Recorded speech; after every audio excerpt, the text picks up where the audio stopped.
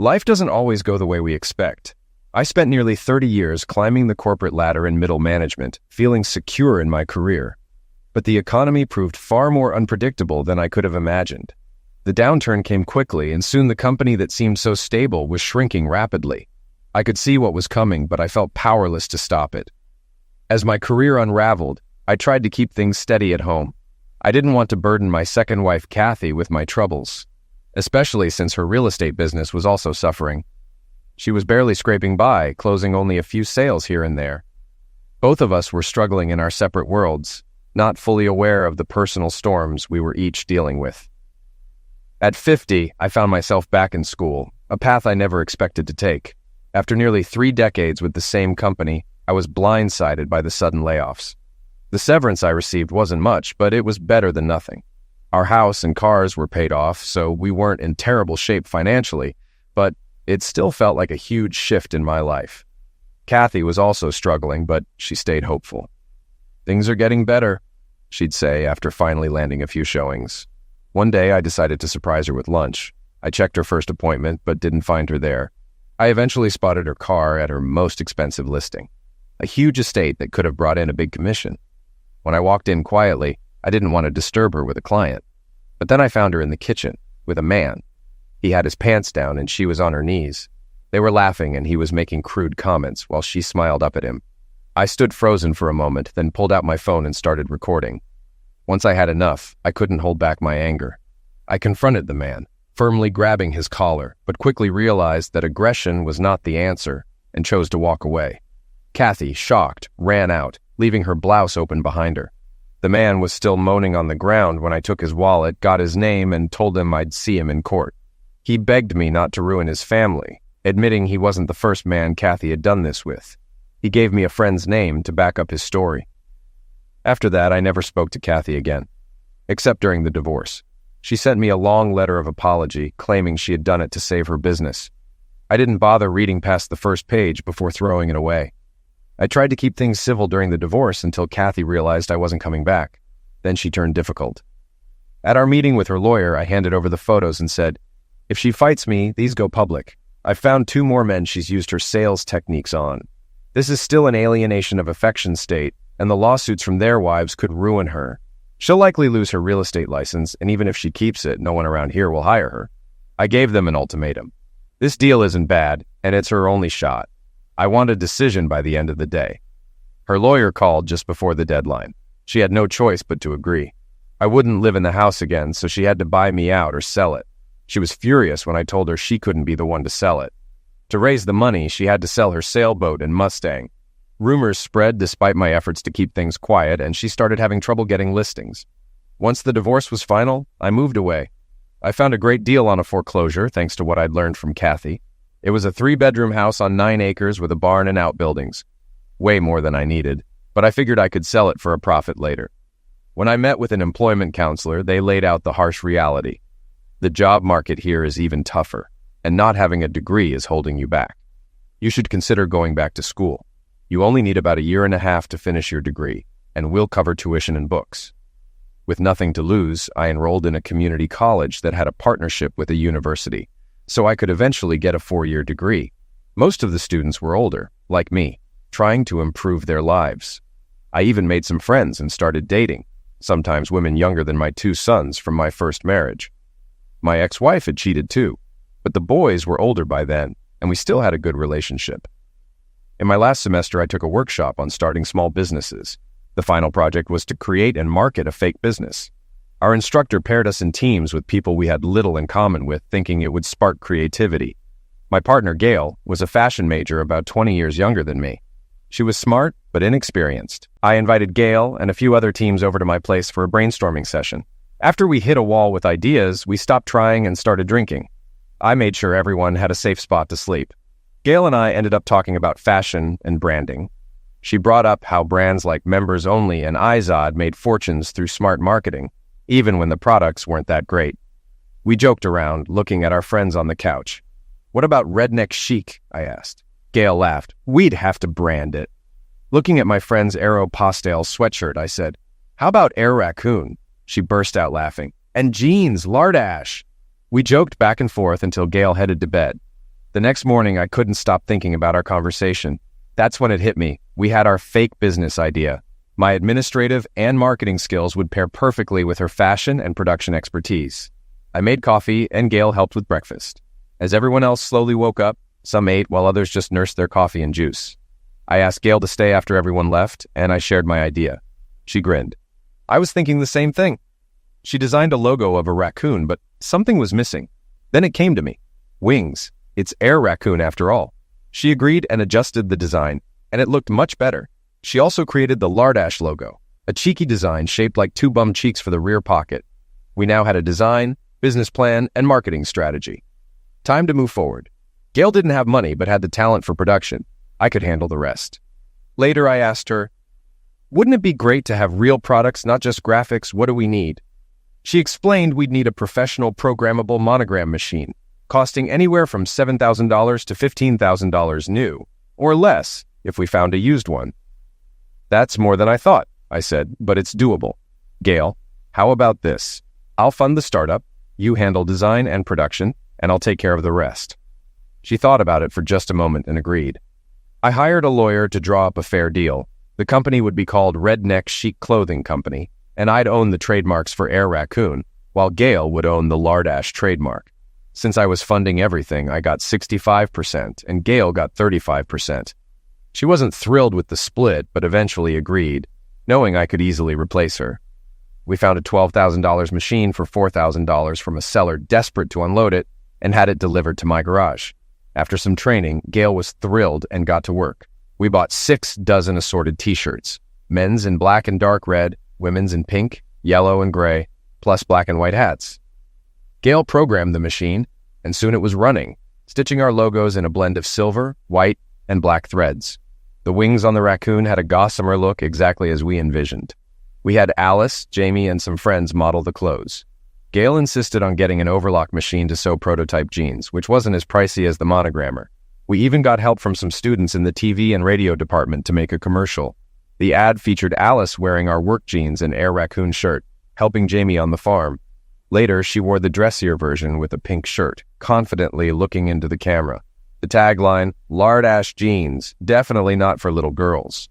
The instructor was shocked by our success, and we aced the course. More importantly, we started getting real product requests and built a strong local following. Gail and I had different ideas about the business, but we agreed on many key points. I had a 48x36 metal building on my property, so we applied for a zoning waiver as a cottage industry, got approved, and remodeled it. We added insulation, a heat pump, a 2-stall bathroom, and a break room. We installed 12 new Melcro machines and advertised for employees. We were fortunate. The area had a history of textile work, so there were many skilled sewers. We received 900 applications for just 12 positions. We tested each candidate, ensuring they could handle the machines. By the end of the week, we had 11 hires. The last hire came unexpectedly, a woman in her 60s named Mavis. She didn't apply formally, but showed up asking for a chance.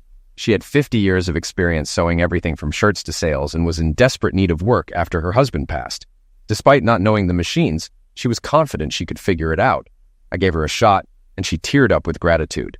Gail wasn't thrilled at first, but was impressed by how quickly Mavis learned. She mastered the basics in 3 hours.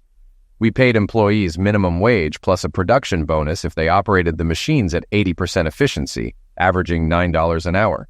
We couldn't offer full insurance, but arranged a deal for 4 doctor visits a year for $20 and up to 3 free generic prescriptions. It wasn't much, but the workers appreciated the effort. Most of them were middle-aged, with experience in the textile industry. Mavis naturally became the floor manager, acting like a grandmother and motivator to the team. We had each employee make a shirt in all 5 colors, with their names monogrammed, which became their uniforms.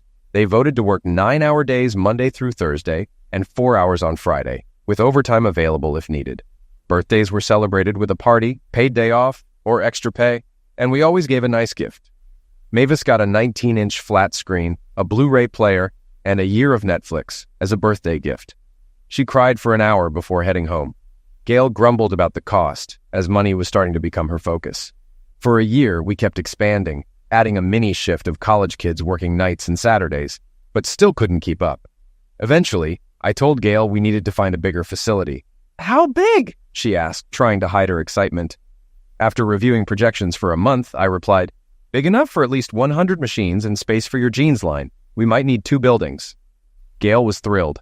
We found a large facility and a smaller one nearby. We planned to bring in 25 machines at a time with a full setup in a year. Gail began shopping for overlock sewing machines to start the jeans production. The business had grown too big for us to handle alone. We needed managers for the plant, production, office, HR, and accounting. Our original workers were nervous about the changes, fearing the loss of the informal environment they liked. I reassured them during a meeting. We're not moving you. Your jobs are safe. I'll still be around, and Mavis Turner will manage day-to-day operations starting Monday. Everyone cheered. Mavis was a natural leader and had already been solving many floor problems. She was hesitant at first, but accepted the role when I doubled her pay. I also gave all the original workers a bonus of 2 weeks' pay as a thank you. Gail thought I was spoiling them, but I believed in investing in loyalty. The real branding breakthrough came from Mavis. Her great-nephew, a race car driver, had just moved up to the Busch Series, the equivalent of AAA in baseball. He was one of the few black racers on the circuit. Mavis asked for a day off to see him, and I had an idea. I'll give you the day off with pay if you bring him by for lunch. I'll treat everyone if I can have a few minutes alone with him. She was thrilled, and I saw a golden opportunity for our brand. I did some research on Mavis's nephew. He had a solid racing record and was well-liked. He was married with 1 child, and his wife was on the plus side, which aligned well with our brand. When Mavis brought him in, he was friendly, posed for photos, and made everyone laugh, gaining some loyal fans that day. Later, I got him alone in my office. How'd you get into racing? I asked. He explained his dad had been a mechanic who dabbled in dirt track racing. He started with go-karts at age 10 and moved on to dirt track cars by 15. Now he was set to race in the Busch Series. I was impressed. How do you think you'll do with the right sponsorship? We're running on a tight budget, but I should do all right. I cut to the chase. Let's talk business. My company's growing, but we're not there yet. Send me some numbers to get a raccoon on your car. In the meantime, how about doing some ads for us, you and your wife? We'll pay you the going rate and work sponsorship into the deal later. Think about it. I knew I was in over my head. I went to see my old professor, the one who'd helped me start this journey. He was happy to see me, and even introduced me to his class as a success story. Afterward, over coffee, I asked if he was really retiring. Yes, after the semester, he said. I smiled. No, you're not. You're going to be vice president of development at Redneck Chic Clothing. He was stunned. Are you serious? Absolutely. I need your connections in the academic and business world. Start building a team. We'll discuss salary later. I had already talked to Gail, and she was so focused on setting up the jeans factory, she agreed without hesitation. We also got lucky with new hires. My oldest son had just been downsized, so I hired him as our controller. He and his pregnant wife moved into a house I leased as a signing bonus.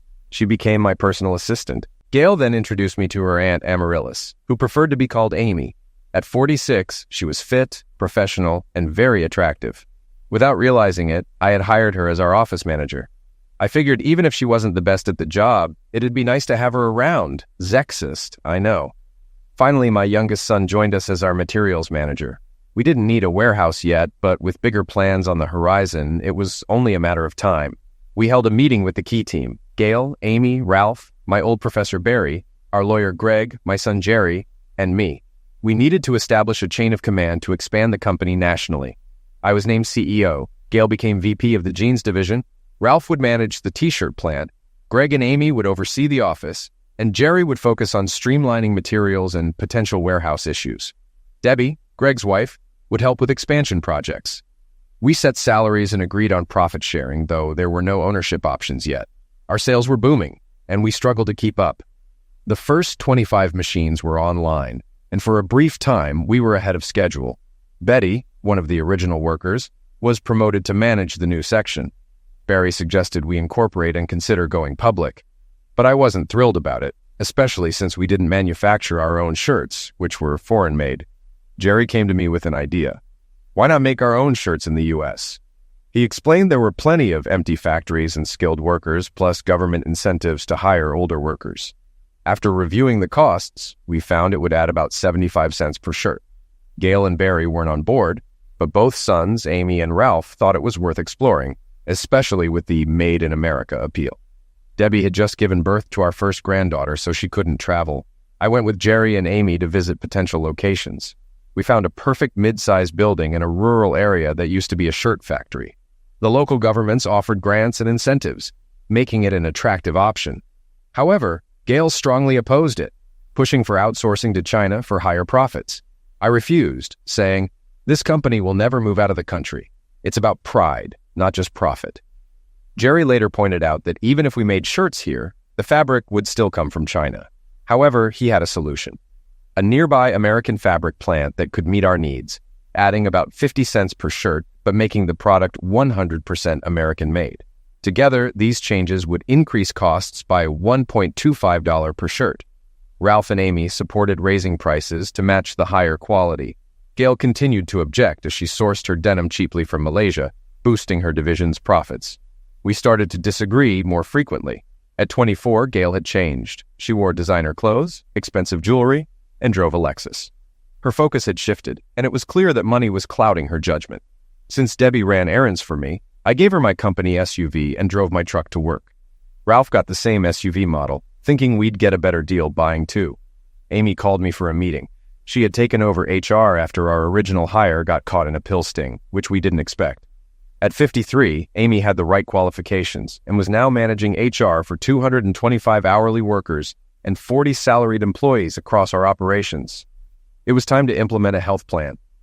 Amy invited me to the sewing plant, where she had been staffing the operation for 6 weeks. The plant was almost ready to produce its first shirts, though still not fully staffed.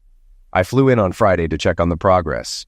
Amy greeted me with a big hug at the airport, and I realized how long it had been since my last relationship. It had been 4 years since my split from Kathy, and 3 since we started the company. I hadn't dated in almost 2 years. Noticing me glance at her, Amy teased, "What are you doing?" I blushed. "Just enjoying the view." She laughed, joking that some people thought I might be gay. We arrived at the plant, where I noticed tents and a crowd gathered. It turned out to be our first annual company picnic. Amy introduced me to the employees as the founder and CEO, and I was touched by the applause. I made sure to talk to each employee and their families. The highlight was when the oldest employee, a 67-year-old grandmother, presented me with the first shirt made at the plant. I had it monogrammed by Mavis, framed and hung in my office. The company was thriving. Greg kept our finances stable, and Mavis and her team worked on new product designs, including a long tail line of collared shirts with a larger raccoon logo. We were also developing jackets with an even bigger logo. Mavis, now 65, even made a stuffed raccoon toy for her granddaughter, complete with wings. During a rare half-day off, I stopped by to see Mavis, who admitted she missed sewing but was proud of her work. When I asked about her retirement plans, she hugged me and said, "Not until you run me out. I've never been happier and am so grateful for this opportunity." I smiled and replied, "You'll probably outlast me." I was captivated by the stuffed raccoon Mavis made, so I had her make one for my granddaughter, which became her favorite toy. Mavis even made one for me that I kept on my desk. After a year of seeing it, I realized the potential. No stuffed animals were made in the US anymore. I put Jerry in charge, and a month later he had a plan. We set up a small factory with 14 employees using older machines, which produced high-quality toys. Gail opposed the idea, but I made the factory independent and owned solely by me under the Redneck Chic license, which appeased her. Since Mavis designed the raccoon, I gave her 25 cents per toy sold, and her quarterly checks rivaled her salary. Gail, now mostly at the jeans plant, had a new boyfriend, and Greg wasn't impressed with him. Meanwhile, we signed Will Turner, Mavis's nephew and a rising race car driver, and his wife Mary as endorsers. Initially hesitant, Mary eventually embraced our brand, modeling our jeans and shirts. Will promoted our products at the racetrack, handing out hats and shirts, and even launched our long tail line. When we raised prices after going all-American, sales dipped briefly, so I posted a video explaining the price hike and used the phrase, "How much is your country worth to you?" Sales quickly rebounded. The stuffed raccoons became a hit, and we donated them to factory workers and local hospitals. ESPN featured Will handing out toys, nicknaming him the Raccoon Fairy, which caught on among his fans and fellow drivers. His car even featured the raccoon logo, boosting his popularity, especially with kids. As demand grew, we doubled the toy production. However, the stress of expanding the company and long work hours caught up to me, and I collapsed from exhaustion. My doctor warned me to start exercising and delegating more, or I'd face serious health issues. Surrounded by my family and team in the hospital, I realized it was time to make some changes. Debbie and Maria gave me a hard time, saying I needed to live long enough to meet my grandson due in 6 months. Maria also revealed she was pregnant, showing me her engagement ring and teasing, "You've got a lot to live for, old man." They joked that I needed a wife to keep me alive long enough to nag me to end of life. Amy and others stopped by, and Ralph and Barry teased me about taking it easy. What surprised me most was Amy, who was emotional and scolded me for not realizing how many people depended on me. Mavis, too, hugged me tightly, crying and making me promise to take care of myself. After 3 days in the hospital, I returned to the office where production stopped as everyone hugged me. Amy and Mavis then set up a schedule where I would work until lunchtime, then go home to rest. Amy often joined me for lunch to ensure I ate healthy, keeping me from indulging in fast food. I came to enjoy these lunches, especially since Amy and I hadn't spent much time together before. We talked about our lives, and I shared my experiences with failed marriages due to cheating. Amy opened up about her own divorce 6 years ago, sharing her hatred for cheaters and how she was glad to be rid of her ex-husband. I asked if she was seeing anyone, and she joked that her boss kept her too busy for a relationship. I laughed and admitted that while I had once sworn off marriage, I was rethinking it, believing that I could eventually find the right woman. The conversation shifted when Amy mentioned Gail's talk of moving the jeans operation to China. Gail had been spending more time at the main office and was engaged to someone Amy didn't like. Gail seemed frustrated with being a business owner instead of pursuing her original dream of being a fashion designer. And she still resented not getting a 50-50th split when we set up the business. I was surprised, as I had felt 35% was generous, considering I came up with the concept, name, and funding. It made me think that perhaps it was time for us to part ways. Amy seemed surprised, especially since Gail was her niece. "I don't think that's a good idea.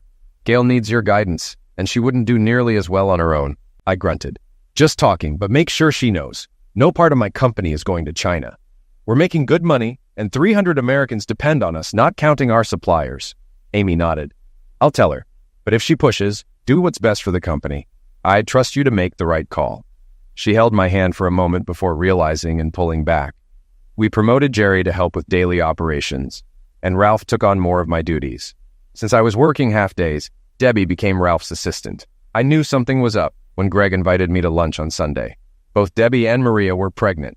Debbie was 7.5 months along, and Maria was 5.5 months. During a quiet meal, I finally asked, "What's going on?" The women left, and the boys hesitated before telling me the issue. "Dad, Mom is in bad shape. She lost her job, caught her husband cheating, and her house is in foreclosure. Can we help her?" Greg explained they had found her an apartment and would cover the first year's rent and utilities, while Jerry would add her to his phone plan. Then Jerry added, "She needs a job. Gail's assistant just quit, and we think she'd be a good fit. Gail might be more polite since she's our mom." I didn't like the idea, but reluctantly agreed. "Fine, but keep her away from me. If she causes problems, she's out." The boys were relieved. "Thanks, Pop. You won't even know she's there." Maria and Debbie hugged me, clearly happy with my decision. Maria said, "You're a good man, Papacita." Debbie whispered her thanks, adding that she'd been against letting Rosalind move in with them. I told Amy about it at lunch on Tuesday. She wasn't thrilled. "Are you sure? You don't need more stress?" "I'll manage. She's their mother, and Gail will keep her busy." Amy laughed. Gail wasn't happy, but I used all my HR skills to get her to accept it. She's calmed down a bit since. Rosalind arrived the next week and immediately started complaining. Her apartment was too small, the commute was too long, and she didn't like Gail. Greg and Jerry had a talk with her. "We're doing our best, Mom. If you don't like the apartment, you can move, but you'll have to pay your own rent. Gail can be tough, but maybe you can be a good influence. If you can't handle it, we'll help you find another job." That shut her up. She knew she wouldn't find a better job, and the thought of paying her own way didn't appeal to her. I saw her 2 weeks later at a meeting. She'd gained some weight, had shorter hair, but still had those striking blue eyes. She greeted me. "Zach, how are you?" "I'm fine, Roz. How have you been?" She didn't like being called Roz, but she kept calm. "I've had better days. Thanks for your help. It means a lot to me and the boys. So, how do you like being a rich business owner?" "A bit different from what we imagined years ago." I smiled. "Didn't expect a crowd of grandkids either. Can't wait to meet our grandsons." Before I could say more, Amy walked over and put her hand on my arm. There was some silent tension between her and Rosalind, like a mental standoff. Amy then said, "Time to start the meeting, Zach. Let's keep it short. I want to try that new Mexican place for lunch." She addressed Rosalind with a dismissive, "Rosalind!" And I saw Rosalind tense up. Trying to lighten things, I said, "Let's get to business. I'll see you at Jerry's house for lunch on Sunday." Amy gripped my arm tighter when I mentioned it, and I began wondering, was she jealous? During lunch, I caught Amy's eye a few times. She asked, "What, do I have food on my blouse?" "No, just a question. Do we still contribute to the Giles Center? If so, can you get me 2 tickets to Jersey Boys?" She nodded. "I'm sure I can arrange that." "Great. Now a business question. If I take an employee as a date, would that be an issue?" She looked serious. "I wouldn't recommend it. Relationships with employees can lead to trouble, especially if they end badly. Don't mix business and personal life, Zach." I pretended to be disappointed. "Too bad. I was hoping you'd go with me. I know you love musicals." She nearly choked on her tea before recovering. "You'll pick me up at 6. We'll have dinner at a nice restaurant I choose, and we'll attend the show as corporate officers, supporting the center. This is strictly a business event, not a date. Clear?" "So that's a yes?" I asked. "Yes, now finish your lunch. And don't touch the salt shaker or you won't be able to applaud on Friday." I sent her flowers on Friday with a card reading, "In appreciation of a loyal employee." Strictly business, of course. Debbie heard about the flowers and confronted me. "Flowers for Amy? You romantic." I tried to downplay it. "Just a gesture of appreciation." Before she could say more, Maria burst in. "Is it true?" she asked Debbie, who nodded. Maria grinned and said, "Just so you know, Amy took a half-day vacation, so did we. We're going for a spa treatment and shopping. You better appreciate this." Maria cut me off. "Give it up, Pop. She's been into you for about a year. She nearly collapsed when you got sick. Men are clueless. I've seen how you look at her when she's not looking. You want her just as much." Debbie jumped in. "Don't screw this up. If you do, Sunday lunches with your grandkids will be a thing of the past." I leaned back and smiled. "What happened to my right to privacy?" "Long gone. Good luck, Papacita." Maria laughed as she and Debbie left. I sent Amy flowers Friday morning with a card that read, "In appreciation of a loyal employee." Strictly business, of course. Within 45 minutes, Debbie stormed into my office. "Flowers for Amy? You romantic," she teased. I shrugged. "Just a gesture of appreciation, no big deal." Maria then charged in, grinning. "She took a half-day vacation, Pop. So did we. We're all going for a spa day, followed by shopping. You better appreciate it." I tried to protest, but Maria cut me off. "Face it, Pop. She's into you, and you want her too." Debbie added, "Don't blow this. You need her, and she needs you. Plus, we could use a better mother-in-law." I gave in. "Anything else?" Maria checked her watch. "Yeah, Greg and Jerry are coming to take you shopping for a new suit. You're not wearing that old stuff. And forget your truck. A limo will pick you up.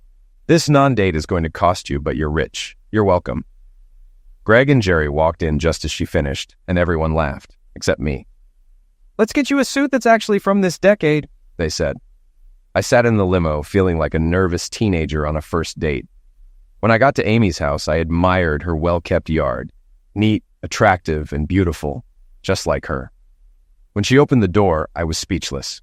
She wore a perfect little black dress, conservative yet sexy, knee-length, and perfectly fitted to her curves.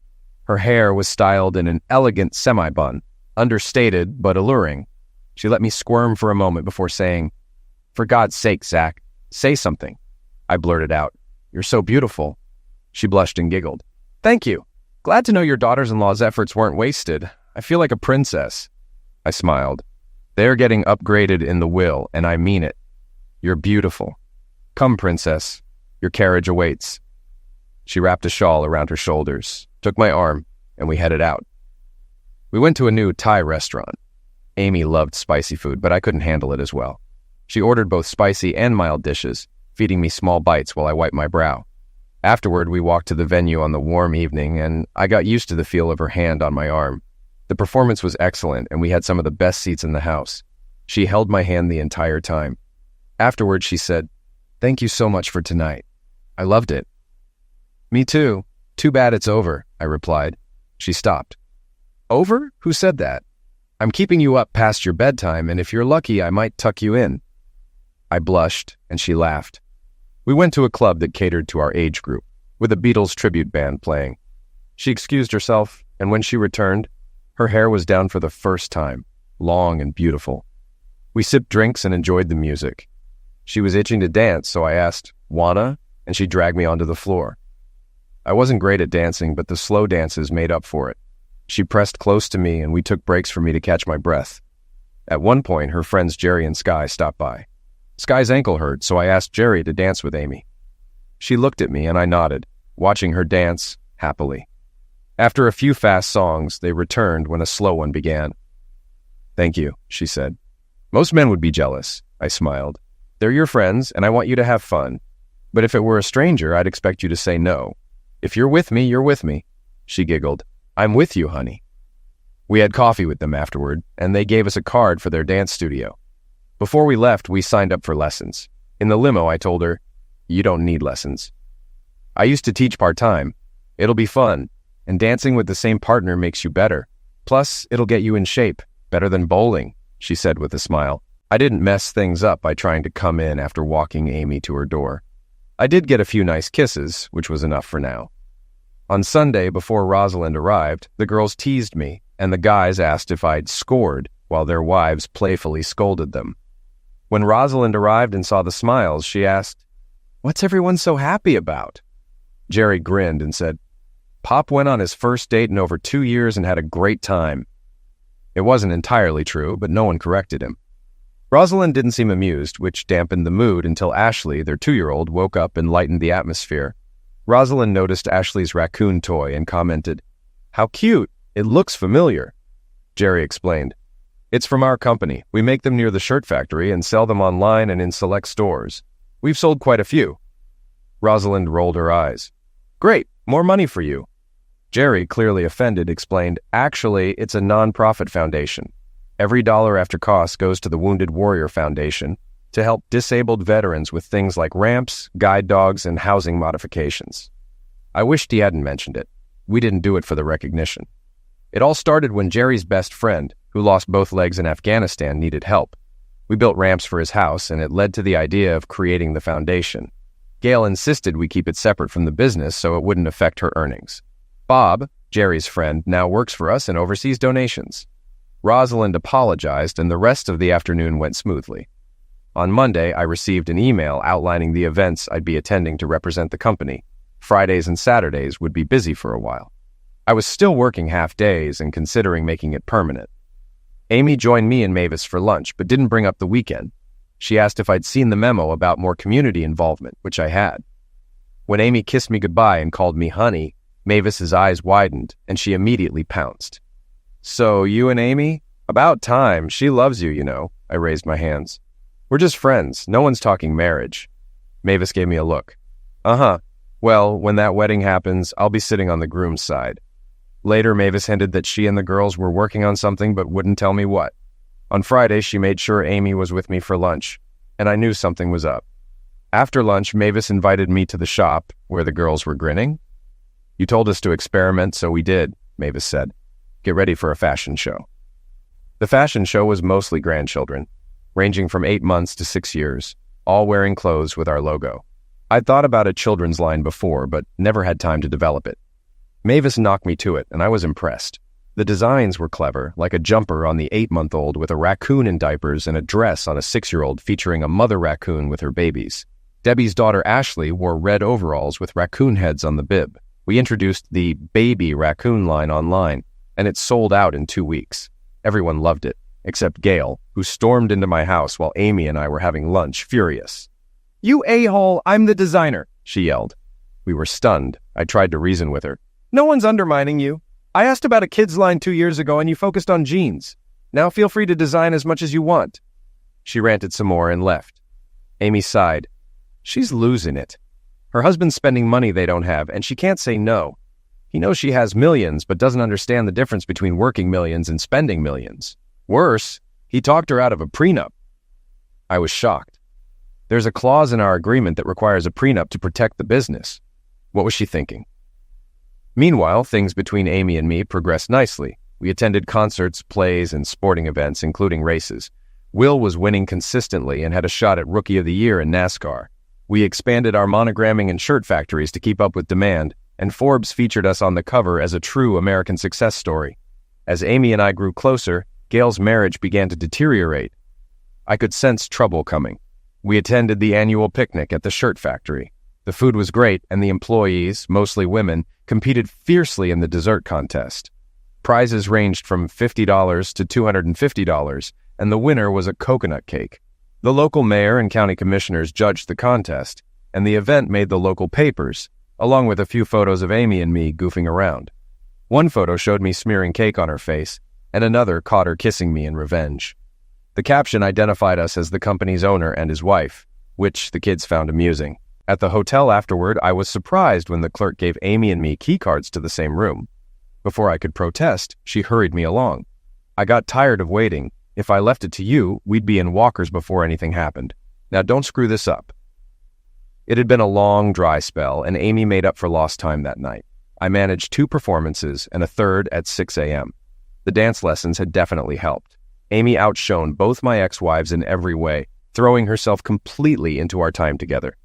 At 50, Amy was still trim and beautiful. She made me wait in the living room while she changed, and when she finally emerged, she was wearing a sheer teddy robe and high heels. She twirled, teasing me. "Do you like this?" she asked. Once I regained my speech, I said, "You're beautiful, but it would look even better off you." She giggled. "Then it's only fair you take it off." We made love again, and afterward, I held her until she fell asleep. The next morning, we showered together and made it to breakfast with the family. Debbie teased Amy, saying she was glowing, while Greg joked that I looked like I didn't get enough sleep. They all laughed, but I surprised them by announcing we were staying a few more days. I wanted to visit the toy factory and spend more time with Amy. Mission accomplished. On the flight home, I asked, "How long until you move in?" Amy smiled, taking my hand. "I plan to spend a lot of time in your bed, but I'm not moving in right away. We need to make sure everything's right. And just so you know, I'm an old-fashioned marriage kind of woman." "Does that scare you?" I replied. "The only thing that scares me is not being the one you want." She held my hand for the rest of the flight. The first night home without her was rough. I kept waking up, reaching for her. The next day, we struggled through lunch with Mavis, who quickly caught on. Later, Amy promised to bring a suitcase over, just in case. She decided to stay more often. A week later, Rosalind unexpectedly showed up at my office. She wanted to talk, but I told her to get to the point. After some fidgeting, she finally began reminiscing about our past and asked if we could start over. I cut her off, reminding her of her affair, the hurtful things she said, and how she tried to screw me over in the divorce. I told her that too much had happened and that we couldn't go back. I advised her to be grateful for what she had. Before I could say more, Amy walked in and coolly acknowledged Rosalind. "Lunchtime, honey. Should we have Mexican delivered to the house later so we can relax?" Rosalind sat speechless, and I couldn't help but enjoy it. Taking Amy's hand, I said, "Roz and I were just talking about old times, but I'll save the rest for another day. See you Sunday." We left before Rosalind could react. At lunch, Amy noticed the look on my face. "What's on your mind? Everyone knows we're together. I knew she was in your office as soon as your door closed. She needs to learn I don't share. If she thinks otherwise, she needs to find a new playground. I protect what's mine." I grinned. "So, I'm yours?" Her expression softened. "Yes, you've been mine since the hospital when I realized I was falling for you. Can you handle that?" "I'm out of my league, but I'll spend as long as it takes to make you happy." She ran to the restroom in tears, but her kiss when she returned told me I hadn't messed up. I started looking for a ring while she talked about redecorating. I told her anything was fine as long as she left my office alone. We were both happy. 2 weeks later, while I was browsing honeymoon brochures, my secretary called. "There's a woman here who says she's your wife." I was confused. Everyone knew Rosalind by now, and Amy hadn't said yes yet. I thought it was a joke until Kathy walked in. "Hi, Zach. Surprised?" she asked, dressed to impress. "More like disappointed. Why are you here?" Her smile faded. "I wanted to apologize. Remember my letter?" "I never read past the first line." "Why?" she asked, trying to stay composed. "Because I was in too much pain. I loved you for 6 years, but then I found out you'd been sleeping with clients for commissions. That's what some people call being paid for Zex." She struggled to control her temper. "What do you want, Kathy?" She admitted she was broke, having sold her house to keep her business afloat, but it failed anyway. Rumors about her spread, and she lost clients. Now she had no money left and asked for help. Part of me felt some satisfaction, but another part felt pity. I wrote her a check. This is for the good years we had, but you need to leave town. I'm proposing to my girlfriend today, and I love her more than I thought possible. I'll try to remember our good times. Her eyes widened at the check, but I cut her off when she tried to thank me. Just take it. I wouldn't be here if you hadn't betrayed me. Your actions pushed me to find success. She asked for a goodbye hug, but I refused. No, don't ask why. You won't like the answer. Just then, Amy walked in. Hi, honey, I just need... She saw Kathy. Sorry, I'll come back. I took her hand. No need to wait. Miss Myers was just leaving. I guided Amy out of the room, leaving Kathy behind for good. As soon as we turned the corner, Amy pulled me against the wall, kissing me passionately. I know who she is, she said. I started to explain, but she put her hand on my lips. No need. I can be jealous and you're mine. No more ex-wives I don't know about? I shook my head. No. Good. I trust you, but you're too soft-hearted. It's a good thing I'm here to keep you in line. Now, don't you have something to ask me? It didn't go exactly as I'd imagined, but I got down on one knee and took out the ring from my pocket. People were passing by, secretaries and assistants heading to lunch, floor managers carrying paperwork. They all stopped and stared. As you said, I'd be lost without you. I think I need a little more supervision, and the only way to get that is by having you with me forever. Amy, love of my life. It took me 2 tries, but I believe I found the woman I was meant to be with. Please, baby, marry me. It wasn't the romantic speech I had hoped for, but I got my point across. I think everyone in the hall was holding their breath as she knelt to my level. Yes, she said. Plain, simple, and exactly the word I wanted to hear more than anything in my life. People clapped and cheered, but neither of us noticed. We stayed on the floor, kissing for nearly 5 minutes, long enough for the kids to come running down the hall. Maria and Debbie pulled Amy up, and the 3 of them hugged, dancing in a circle. The boys just stood there, grinning. Stop smirking and help an old man up, I told them. They pulled me to my feet, and the girls grabbed me while Amy hugged Jerry and Greg. Within 40 minutes, the news had spread across both plants. An hour later, Mavis called. Remember, I sit on your side of the church, she reminded me. I wished I could have seen her face. You won't be sitting much. Since my parents have passed, you'll be the mother of the groom. She couldn't speak, so she hung up. The date was set, and Amy had moved into my house full-time. We had a long talk about the future. I think I'm going to retire. The boys are doing well, and Ralph will still be around to guide them. I'll stay on as CEO, but only step in if they hit a deadlock or need advice. If you retire, I retire, she said. All right. Please, honey, she teased. Like I'm going to let you wander around alone. My new full-time job will be keeping an eye on you. Everyone was thrilled about the engagement, except Gail. She hadn't been happy about much lately. She finally put an end to her husband's reckless spending and told him to get a job if he wanted extra money. He had quit working the day after they got married. He exploded in anger, withdrew as much as he could from their accounts, and left. Then he sued for divorce, asking for alimony and half of her share of the company. Barry did his job. He brought up the partnership and corporation papers that clearly excluded the business from being community property. It was a gray area, but Barry made it clear he could drag things out for years, and her husband would be paying his own fees unless a lawyer took the case on contingency. Barry had a solid reputation, and most lawyers were hesitant. In the end, Gail had to pay him $1.5 million to make him go away. Gail came out to our house for lunch with Amy and me. She looked exhausted and frustrated. I want out of the company, she said bluntly. I want to take the jean business and the brand. You can have the rest. Can we work something out? That night, Amy and I discussed it. She said it wasn't her decision, but I reminded her that we were going to be life partners, and every choice from now on would affect both of us. We consulted Barry, who brought in an independent firm to appraise the business. In the end, we split it the way Gail proposed. She took the jean company and kept the Lardic brand. I had to pay her $2 million in cash to buy out her remaining equity. Amy tried to convince Gail to stay, but Gail was determined. I've learned a lot. It's time for me to move on and follow my own vision. After the paperwork was signed, Gail closed the factory and moved her business to China, leaving the locals devastated. I was furious, but there was nothing I could do.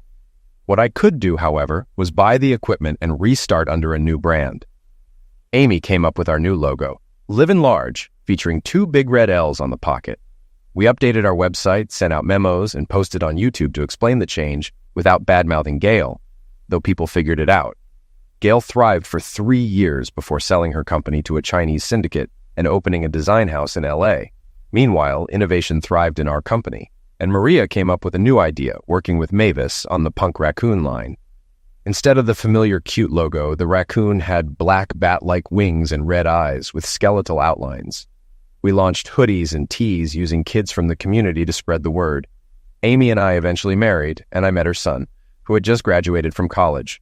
We brought him into the business, with Greg and Jerry helping him along. Rosalind remarried and moved away, which, while unspoken, brought relief to the boys. Sunday dinners have become big family gatherings. Amy and I are mostly retired, attending only a monthly board meeting. Our honeymoon was a world cruise, and we loved it so much that it's now an annual tradition, taking the grandkids along to give the parents a break. Life has been good. As for Mavis, she retired for 6 months, then called me one day. "Do you know who Ozzy Osbourne is?" she asked. "Yes, Mavis." Good, because I'm quoting him. Retirement sucks. "When can I come back?" I laughed and told her, "As soon as you can walk through the door." She's still going strong.